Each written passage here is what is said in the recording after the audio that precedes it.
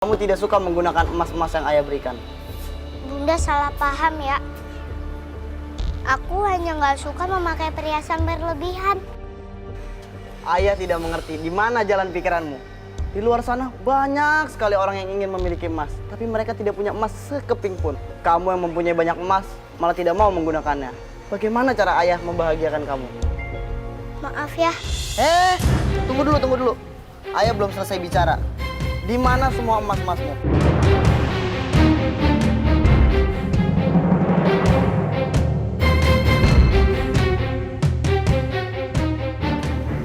Ada ya di kamar.